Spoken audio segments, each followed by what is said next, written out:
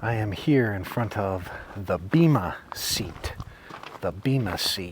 here in Corinth, and I wanted to show this to you. You can see it marked back here. 2 Corinthians 5:10, Paul points out that each of us will stand before the judgment seat of Christ. This Bema was the place where the local government would judge people. Paul didn't go to court here or anything, but in Acts 18, you see him before Gallio. I saw an inscription in Delphi of Gallio that vindicates him as a real historical figure. And Paul would have gone and probably was accused here in front of this. Probably right in this location, in fact, is likely where he was accused. And so I wanted to show you the site so you'd be able to see it. And they built a church. It was in honor of Paul, actually. And that's what you're seeing up on top there, was a small church and chapel that was built. So when you read 2 Corinthians 5:10, that we all will stand before the judgment seat of Christ, remember that Paul is using this as an illustration of standing before Christ. Now, the good news for those of us who are believers in Christ is we stand before the Bema, the judgment seat of Christ, to receive reward. It's all baked in a context in 2 Corinthians chapter 5 that talks about the beautiful gospel we've received. Earlier in chapter 4, he pointed out that the God of this age in 2 Corinthians 4:4 has blinded the minds of unbelievers so that they can't see what? Well, what he describes in verse 6 of chapter 4 as the light of the knowledge of the glory of God in the face of Christ. We have received that gospel, and we will stand before God and give an account for what we've done with that gospel.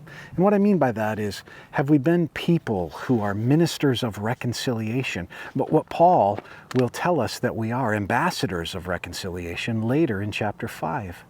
When you study 2 Corinthians 3, about midway through the chapter, about verse 7 or so, moving forward all the way to the end of chapter 5, what you find is that we're called to minister the gospel.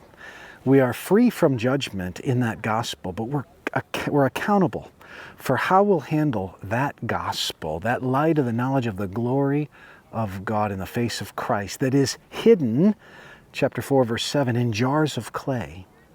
We are people who are to be constrained by the love of Christ, 2 Corinthians 5 tells us a little later on, about verse 14.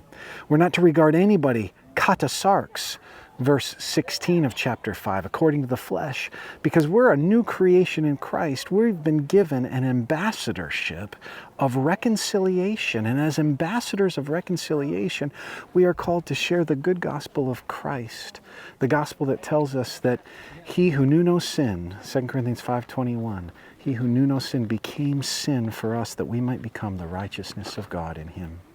So I want to challenge you at this place, symbolic of the fact that we'll stand before the judgment seat of Christ one day. I want to challenge you at this place to focus your life on sharing the gospel of Christ as one who has been given the mercy of ministry to carry that good gospel in a jar of clay, knowing that you'll stand one day at the judgment seat of Christ and give an account for what you've done in this body as an ambassador for Christ. Don't hide it in that treasure, or don't hide that treasure in that jar of clay. Instead, you share it. You share it. Thanks for joining me today at this awesome, awesome place, in this great, bigger site of the location of Corinth here in Greece. Take care. Thanks for watching today's video. If you enjoyed it, click like, subscribe to our channel, or leave us a comment. We'd love to hear from you.